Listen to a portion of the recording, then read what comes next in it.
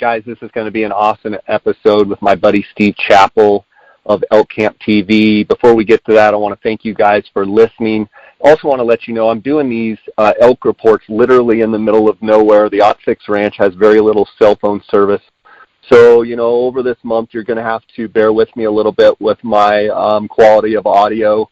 I'm doing everything mobily, and I'm here in my truck with my computer, and so I'm just doing the best I can. I really appreciate you guys listening. I want to thank the sponsors. I want to thank GoHunt.com Gear Shop. My friend Cody Nelson of 20-plus years is the optics manager. If you guys have any binoculars, spotting scopes, rifle scopes, glassing questions, if you're looking for tripods, anything to do with glassing, optics, give Cody a call at 702-847-8747. That's extension 2. I want to thank them for their sponsorship. Make sure to tell Cody that I sent you. He's going to take care of you, give you some great deals on optics. Also, KUIU Ultralight Hunting. That's KUIU.com. If you're looking how to find out more information about KUIU, that is the ultralight hunting gear that I wear on all my hunts. Go to KUIU.com, KUIU.com, to find out more and to order merchandise right there. I also want to thank PhoneScope. Use the JScott19 promo code at phonescope.com. That's PhoneScope with a K, and that's going to save you 10%. That is the digiscoping phone adapter that I use on my iPhone X. They basically make adapters that will adapt any phone to any optic, and you can take videos and photos. I appreciate PhoneScope's sponsorship, as well as OnyxMaps.com. Use the JScott19 promo code when ordering the Onyx Maps phone app, and you're going to save 20%. So JScott19, go to OnyxMaps.com. It is the best thing that you could possibly use in the field. It replaces the GPS. It marks your location. It tracks your location. You can switch from public land to private land overlays. You can switch just by hitting a button from topo to aerial to the hybrid mode. You can use the tracking breadcrumb feature to track yourself in and out. You can also import and export from Google Earth. It's just an awesome tool. Use the JScott19 promo code at OnyxMaps.com and save yourself 20%. Guys, let's get right to this episode with Steve Chappell. Welcome to the J. Scott Outdoors podcast. Today we're going to have some fun with my friend Steve Chappell. Steve is my buddy. I used to guide with him, used to own an outfitting business. We shared it together, Chappell and Scott Guide Service. Steve has his own TV show, ElkCampTV. Steve has his own line of elk calls, which are phenomenal. And he's a fantastic elk guide and the best elk caller I know. Steve, how you doing? I'm doing really good, Jay. It's the time of year that we all live for, and things are awesome at Elk Camp this year. That's great. I've been enjoying watching ElkCampTV. I tape it every week, and look forward to seeing all the filming that you're doing for next year's episodes, I guess, that will air. Steve, let's just dive right into it. You're in Arizona Unit 9, one of your favorite units in the state. Tell us a little bit. We had great winter moisture, but tell us about when you arrived in the unit there at the beginning of September to finish up your summer scouting. What were the conditions like when you arrived there in Unit 9? Yeah, Jay, actually surprisingly very dry, so it was a kind of a complete opposite from last year, where we had a real dry winter and spring, and so the antler growth suffered. But then we had a real wet monsoon and fall, so there was a big green up, for the hunts last year. But this year we had the great winter moisture and great spring moisture, so we do have really good bulls in the unit. I mean, I have seen some nice bulls in the first 6 days of the hunt. But yeah, the range conditions and the water situation is very dry. It's pretty much just basically trick tanks with water at this point. So all of the dirt tanks in Unit 9 that we're so used to hunting, and there's a ton of dirt tanks, would you say 90% of them are dry, Steve? I'd say easily, if not more. Yeah, some of them that are really solid, that you can count on having water, even some of those don't. So yeah, the cedar country, which I love to hunt, and I've had a lot of success calling in over the years. It's just pretty much a blank out as far as water. So with those dirt tanks being dry, you're subject to trick tanks. So that makes it a little bit difficult if everybody's kind of jammed around the trick tanks. Yeah, definitely can be. Surprisingly, I've had less, interactions and encounters with other hunters this year than I ever have. And I'm kind of shocked about that, because you would figure that everybody would be kind of concentrated. But for whatever reason, I've been pretty lucky as far as avoiding, having contact with other hunters. So what about as far as bugling activity, Steve? Compared to last year, compared to other years you've been in Unit 9, obviously you started out with the full moon. I believe the opening day was Friday the 13th, which was also the full moon. Talk a little bit about the moon and talk about the bugling activity. Yeah, Jay, so far the bugling activity has been very slow. They're definitely not rutting hard yet. It kind of feels like there's not cows coming into estrus yet, because I definitely have not had that scenario where you've got a beehive going on, or you're listening in the dark and there's 3 or 4 bulls bugling. It's just been pretty much, for the most part, the first hour to hour and a half, if you're lucky. Of the 6 days so far, I feel really fortunate up to this point. We have had very solid encounters with 5 herd bulls up to this point in the hunt. But it's basically just been the herd bulls that we've encountered. You don't have, cows in heat and satellite bulls screaming and the ability to go call in a bunch of bulls. But we've had 3 herd bulls inside of 30 yards, 1 at 70 yards, and this morning 1 at 80 yards that we just about had commit, but just didn't quite get him. So as far as the reactions to your calls, Steve, being the best elk caller that I know and have heard, what are you having the most success with, and what calls are not working right now? Yeah, Jay, it kind of goes back to what we've been talking about the last couple of times. And this flies in the face of kind of my history of calling. I've really been having success bugling at these herd bulls. I'm not talking being 300 or 400 yards away from them. I'm talking, getting up there in their face, in their zone, most of the time being 100, 120 yards away from them, and having them there with their cows, and blowing that lip ball bugle, or, Joel Turner referred to it as the bull calling cows bugle. But basically it's a lip ball bugle, and blowing it like you mean it, blowing it in his face with some angst. And yeah, Jay, I'm telling you, they have just come in with purpose. It's pretty amazing. I hear you say that, and I cringe somewhat, because I just picture everybody out in the elk woods just hammering on their elk call. How much of it, though, your success and Joel's success with that call, how much do you think it is because you blow it very, very well? And if guys are out there hearing what you're saying, that aren't as experienced as yourself, do you still think they can get the results? I do believe, Jay, that it is a lot about how it sounds, the volume and emotion level in it.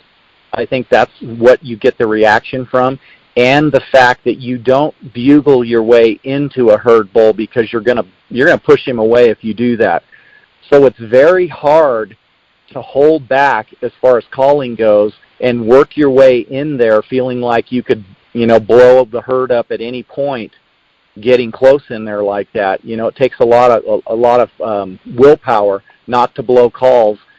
But then when you get in there and you know the time is right, and on most of these bulls I've gotten a visual on them before I've blown the call. So I know where they're at in relationship to their cows, all of that, and I know we're in a good position. And I tell you what, it happens fast when you do it and you blow it with that right tone and that right emotion and right sound.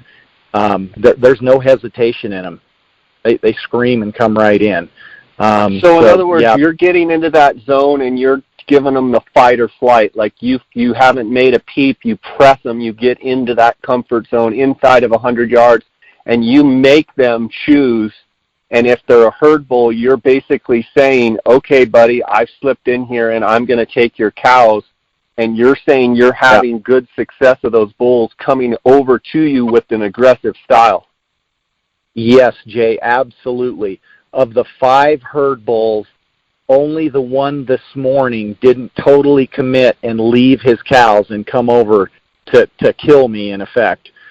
This one, he kind of stayed close to his cows. At one point, he looked like he was going to come right over, but he stayed out at 80 yards, and it was a little too open. We just couldn't get tight enough. I wanted to get a little bit tighter, but we just couldn't do it. But, man, the other ones have just left the cows and come in with purpose. And in most of these situations, have you made any cow call sounds at all, or is it just slipping in and literally ripping it at them? You know what? On 2 of them, I've mixed in some cow calling, but on the other 3, didn't have to cow call at all. It was the bugle. Spending as much time as I have around you and as sweet a cow caller as you are, does it go against everything in your being, or have you built enough confidence now that you know you just get in there tight and rip their head off?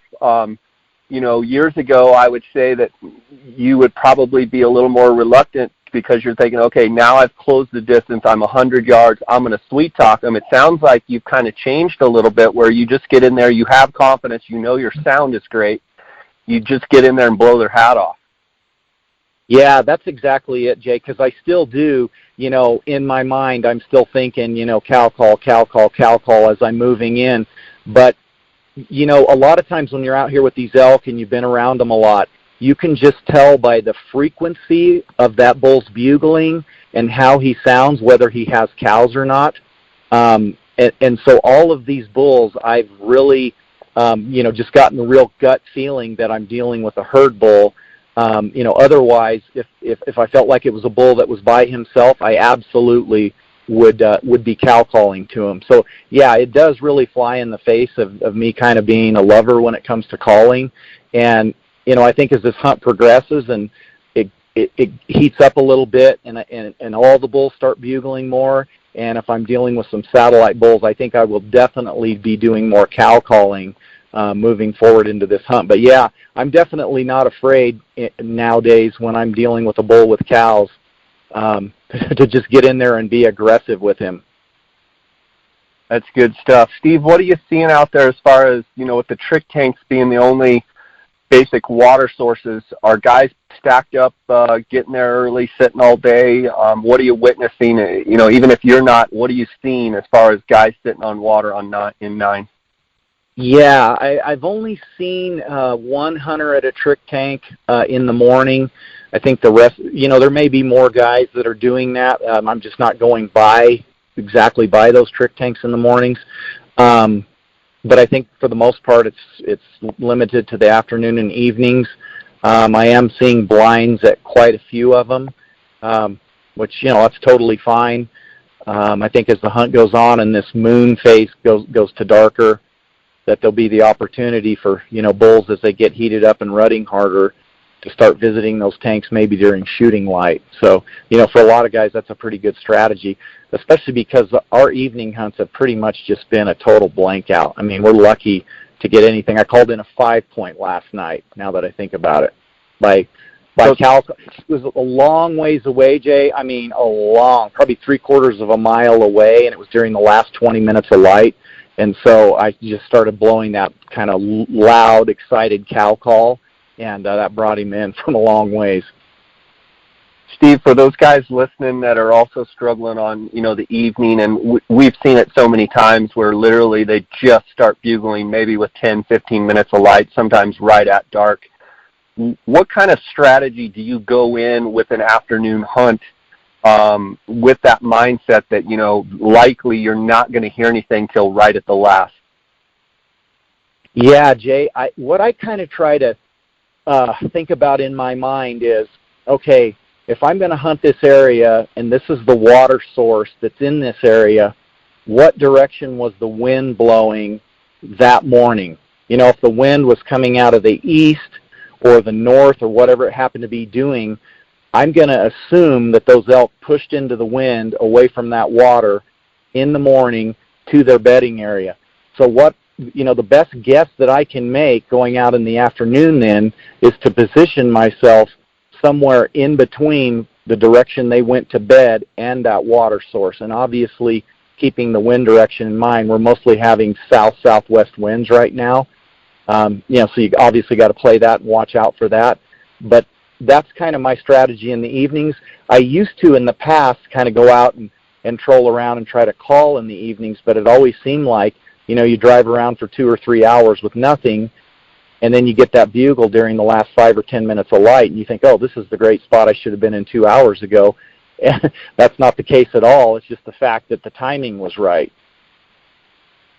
Steve, we've talked a lot about we like consistency, elk like consistency. It seems like when you're having weather in and out and storms and what have you, it can seem to shut them down. Looks like the forecast seems fairly consistent for the next 10 days up here for sure in Colorado.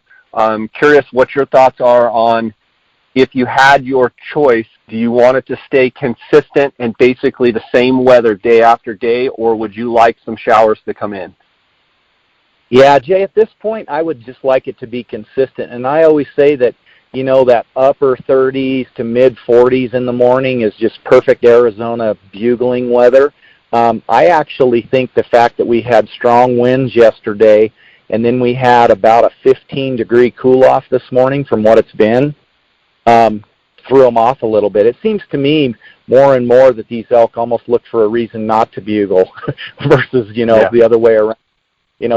I always say they're not like men. They're not looking for a reason, for action. They're looking for a reason to be quiet, it seems like, more and more so. Yeah, good stuff. With a week to go, how do you anticipate the elk and the behaviors, changing from the way it's been for the first 6 days? Yeah, no doubt. Like I said earlier, I really don't get the impression that there's cows in heat, even though all of these big bulls we've been encountering are with cows. They're just not, really trailing cows and really aggressively bugling. You don't have satellite bulls, wadding up in the herd and trying to push and get cows. So I think the best is yet to come for sure. With the moon going to dark, and obviously some cows are going to come into heat, no doubt. I'm just telling everyone, just stay positive. You're really hunting that one elk that's going to want to play the game and going to bugle, and it'll happen for you if you keep your chin up and just keep hunting. The season's 14 days long, and we're not even halfway through it yet. And I always say the best hunting is from the 18th and beyond to the end of the month, and I'm excited that that's where we're getting right now. Are you seeing any broken points yet at all? And if not, is that a good thing in your mind? I've just seen one bull, about a 320 bull, a young bull that had a broken sword about halfway up. But other than that, no broken points at all. These herd bulls are totally clean at this point. Do you think that could play right into the hands of the guys that have the muzzleloader and early rifle tags coming up after the archery season in Arizona? No doubt. Yeah, I think they are sitting in a great position with what I've seen up to this point. Yeah, I think you give this, another 8 to 10 days, and it's just going to be wild. So I think those guys ought to be licking their chops right now in anticipation of what's going to happen. Fantastic, Steve. Well, I want to wish you the best of success coming up here over the next week with your hunters across the state and your hunters there in Unit 9. And thanks for coming on, spend a little time with us midday. Go catch some lunch and a little nap and get back after them this afternoon. I don't know if you saw, we did kill that bull Creed. Yes. He had gone downhill a little bit. He's not quite as big as he was last year, but we think he's a really old bull, and he scored really well. It was kind of fun. It's kind of bittersweet. As you know, with you and your dad's ranch in Colorado and, getting kind of emotionally attached to some of these animals, He was a special one, and we're happy to harvest him, but it's also bittersweet and kind of looking around the ranch just a little bit depressed just because he's not around. But it was fun, and I look forward to your success there and your hunters and your guides across the state. So thanks for coming on. Thanks for sharing those tips with us, and we'll catch up with you after the season. So if I don't talk to you, God bless, and stay after them. God bless, Jay. Thank you. I'm looking forward to the end of this hunt, and I'll probably be doing a little more cow calling, so don't want to sway everybody to bugle at everything out there. But you're going to go out tonight. All you'll hear is people just blowing their hats off, just bugling their guts out. Yeah. Be selective. Be selective, guys, on when you bugle, definitely.